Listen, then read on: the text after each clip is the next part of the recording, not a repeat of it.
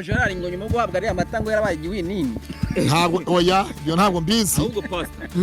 Amafaranga ngo Gerard na Mutesi bagabanye ngo yaba ngo ariyo yatumye ngo Gerard kugeza amaginga yakuza kuri YouTube byanze akaba yaraguye akaba asa nk'umuntu waziritswe ngo uzingiwe ahangaha ngo kungutiya kari ko mugwiza yavuze ko ibi nawe niko bibona. Buretse gato muri iki kiganiro tugiye kugaruka ku rutonde rw'abagabo bagerageje kuba bavuga Pastor Mutesi nabi, ariko nyuma tukaza kubona bivuguruje baje kuri kamera nanone kumusaba imbabazi.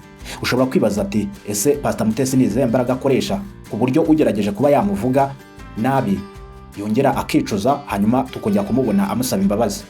Ndagira noneho munyemerere hanyuma mbagezeho urutonde rw'abantu bagerageje kuba bamukoraho ibiganiro bitandukanye, ariko nyamara nyuma yaho bakaza guhura n'ibibazo bikomeye bakongera bakagaruka bakamusaba imbabazi.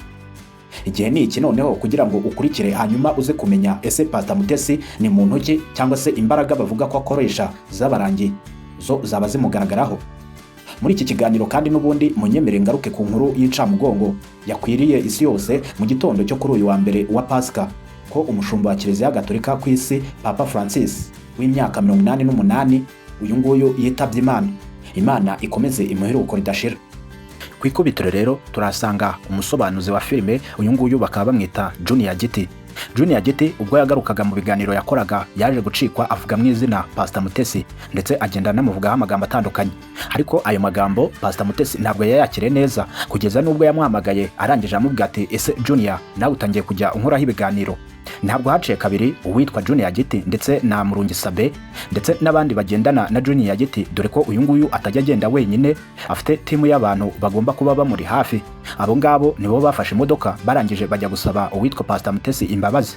Ntabwo bagiye bonyine kubera ko hari ibindi bintu bagiye bitwaje, harimo inkoko y'ibara rimwe nk'uko yari yayimubwiye, kubera ko mu kiganiro yakoze ubwo yari yagiye gusaba imbabazi Pastor Mutesi yaramubwiye ati wihangane inkoko y'ibara rimwe nayibuze ariko nagerageje kubona iyi ngiyi. Akivuga ngo inkoko y'ibara rimwe, ibi ngibi byase bitungura abantu bibaza ukuntu Pastor Mutesi ashobora kuba yatumye umuntu inkoko y'ibara rimwe, ese yaba yaragiye kuyimaza iki?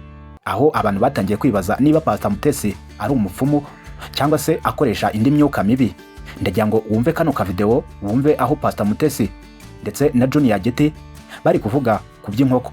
Harimo yamaye ariko no Junior na rwose narwenya Pastor Mutesi wamuhaye inkoko nose ko ari noheri yamana ya wow love in action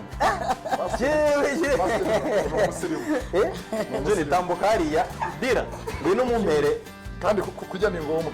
kujya ni ngombwa rwose. Ashatse inkoko y'akarange kamwe ndayibika. Reka tubwire impamvu nyine yize inkoko y'ibara rimwe. Si uwo gusa kubera ko hari n'abandi twagiye tubona ku mbuga nkoranyambaga aho bakomezaga kugenda bavuga izina rya Pastor Mutesi, ariko bagakomeza kugenda bazana kote negative cyangwa se ibitagaragara neza kuri Pastor Mutesi, ariko nyuma yaho tukababona baje gusaba imbabazi. Ku mwanya wa kabiri turasanga uwitwa Rukundo Ezekiel. Uyu nguyu nawe akaba ari umunyamakuru kuri YouTube afite umuyoboro bita Kiranuka TV. Uyu nguyu nawe yagaragaye agenda akora ibiganiro kuri Pastor Mutesi ndetse agaragaza ko Pastor Mutesi atari umuntu mwiza, ariko nyuma yaho twagiye kubona n'ubundi nawe agaragara kuri kamera yagiye kwa Pastor Mutesi kumusaba imbabazi. Dore Rukundo Ezekiel ari kumwe na Pastor Mutesi yagiye kumusaba imbabazi. Ntarageriwe ngo natura imbabazi ku buzima bwanjye. Hari uburyo nk'umuntu ashobora kubifata wenda, ariko ngeze hano mbonye ukuntu impanuka yamugize, muri njyewe niyumvamo yuko uburibwe afite aribwo yagiraga igihe twibwiraga ko ari muzima, ariko ngiye ndi kumuvuga akagira uburibwe. Ashobora kuba yaragiraga n'uburibwe burenze ubwiyumvo afite. Rero mubyeyi, mbikuye ku mutima atari umuhango nka bya bindi abantu batuziho, niyemeje n'umutima nama wanjye n'ubugingo bwanjye, kuko narisuzumye sanga sindi umwana wo kurimbuka. Ngusabye imbabazi. ahangaha akaba yaragiye kumusura kubera ko Pastor Mutesi yaramaze iminsi ngo akoze impanuka. Ariko muri iyo minsi nibwo uwitwa Rukundo Ezekiel yararimo arimukoraho ibiganiro avuga ko uyu Pastor Mutesi ngo atari umuntu mwiza, ariko ngo uyu mugore iyo umuvuze nabi muri wowe uba wumva hari imbaraga ziri kugusunikira kujya kumusaba imbabazi. Aho niho abantu bari gukomeza kugenda bibaza, ese Pastor Mutesi ni izihe mbaraga yaba akoresha? Ese nizituruka ku Mana nk'uko bivugwa cyangwa se yaba zikomora ahandi? Ku ikubitiro kandi reka dukomereze kuwitwa Pastor Justin. Uyu nawe yagaragaye mu biganiro byinshi agenda avuga ko uyu Pastor Mutesi ngo ari umugome. Nyuma yuko akoze ibyo biganiro byose kuri Pastor Mutesi agaragaza uruhande rutari rwiza kuri Pastor Mutesi, nyuma yaho yaje gukora impanuka ndetse aza kuviramo kuba yacika ibisebe isura yose n'ukuboko kuravunika. Muri icyo gihe nibwo yongeye kugaragara kuri kamera yaje kwa Pastor Mutesi amusaba imbabazi, ndetse binagaragara ko yari yakomeretse cyane bikabije. Dore video ni iyi ngiyi agaragara yagiye kumusaba imbabazi.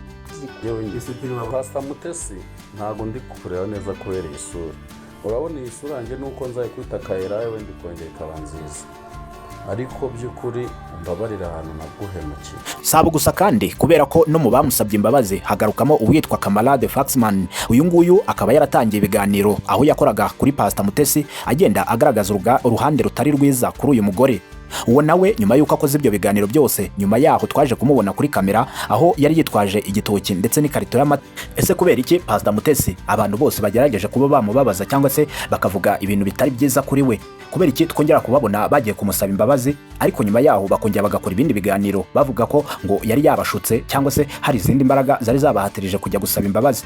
Banza urebe Kamarade hano aho yari yagiye gusaba imbabazi.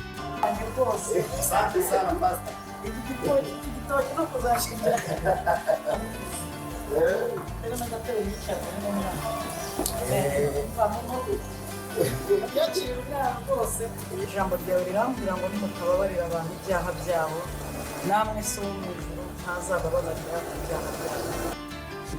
Impamvu y'imbabazi nasabye ni impamvu y'ibicumuro nakoze. Sabo gusa kandi kubera ko nubundi twabonye uwitwa Bishop Gerard, uyu nguyu wagiye ugaragara cyane ko ari inshuti ya Pastor Mutesi, ariko nyuma yuko Pastor Mutesi amuhaye amafaranga 50,000, uyu Bishop Gerard ntabwo yongeye kugaragara ku mbuga nkoranyambaga, aho inshuti ze za hafi zikomeza kugenda zivuga ko ngo uyu nguyu yaje guhura n'ibibazo bikomeye cyane mu buzima bwe. Ndagira ngo wumve uwitwa Pastor Claude aho abanyamakuru bari kumubaza ku bijyanye na Bishop Gerard ndetse na Pastor Mutesi. Banza wumve uko yamusubije. Jewe ntabwo ariko mbibona kubera yuko ndabivuga nk'umuntu w'umunyakuri. Mutesi yamagiye Gerard. Yaramumagiye. Wabyumvise neza? Umunsi Gerard haguruka. Gerard tumuzi nk'umukozi w'Imana, Gerard tumuzi nka Bishop, Gerard tumuzi nk'umuntu wasengeye abapastoro, Gerard tumuzi nk'umuntu wasezeranyije Pastor Claude wicaye aha, nanjye muri ayo mavuta yenda mwubaha. Yego. Ndandayubaha icyo gihe. N'ubu ndamwubaha. Wabyumvise neza? Ariko nyirizina amaze guhura na Mutesi, intambara zabaye ibindi bibazo. Gerard yageze naho akora ibiganiro aravuga ati ubusinyibora n'ibihumbi 10 by'u Rwanda kuva yakakira ibihumbi 50 by'umuntu wari warohereje ngo ni intwerano ya Mutesi na Gerard. Gerard n'ibihumbi 10 nta kibifata. Ese Pastor Mutesi ni muntu ki aho aba bose bakomeje kugenda bamusaba imbabazi? Ntabwo ari aba gusa, ni abantu benshi cyane abagerageje kuvuga izina Pastor Mutesi ndetse bakamuvuga nabi.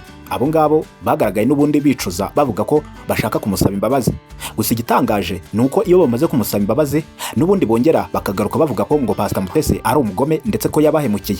Aho twagaruka kuri Kamarade wagaragaye n'ubundi yamusabye imbabazi ariko nyuma yaho akavuga ko ngo yashatse kumusambanya.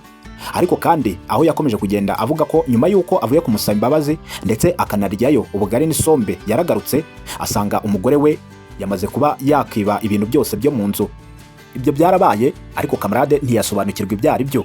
Nyuma yaho yarakomeje akora ibiganiro kuri Pastor Mutesi ndetse agenda agaragaza uruhande rwe rutari rwiza, aho yaje gucikwa arangije avuga ko ngo Pastor Mutesi naramuka abanye na Murindwa Fredina ngo azaba ameze nk'uri kwicukurira urwobo rugana mu kuzimu. Iryo jambo rivuze yababaje abantu benshi cyane ndetse bakomeza kugenda bibaza ese Kamarade kubera iki yabagarutse kuri Pastor Mutesi kandi yarigeze kumusaba imbabazi. Kamarade yaje kujya gusaba Pasiteri Mutesi imbabazi, ndetse uyu Pastor Mutesi amuhereza kado. Iyo kado ikaba yari irimo karuvate. Kamarade yacyoye karuvate n'ubundi aragenda yishyira muri garderobe aho yari asanzwe abika imyenda, ariko ngo icyaje kuba nuko ya myenda yose cyangwa se na bimwe mu bikoresho byari biri mu nzu byaje kuza kuba byakibwa nyuma y'uko yakiriye iyo kado. Aho niho ahera avuga ko Pastor Mutesi ngo ashobora kuba akoresha indi myuka itari myiza cyangwa se akaba akorana nk'abarangi nk'uko bivuga. Si uyu gusa kandi, kubera ko n'umugore wagaragaye kuri kamera bita Sandrine twaje kumva ikiganiro abangaba bombi biyunze, ndetse binavugwa ko uyu Pastor Mutesi yigeze gufata amafaranga 10,000 abyohereza Sandrine, ariko ngo kuva icyo gihe uyu Sandrine ntabwo yongeye kuvuga, dore ko ngo n'abana be bahise bava mu ishuri. Aho ngaho niho bagenda bahera bavuga ko ngo witwa Pastor Mutesi iyo aguhaye ikintu nyuma yaho ntabwo wongera kugira amahoro, ndetse uza no kumva imbaraga zidasanzwe muri wowe ziguhatiriza kujya kumusaba imbabazi kandi nyamara nta n'ikintu kirenze wakoze. Ni munyemere rero ngane ku musozo, ariko n'ubundi inkuru nk'izi ngizi nizo tuzajya dukomeza kugenda tugarukaho buri munsi.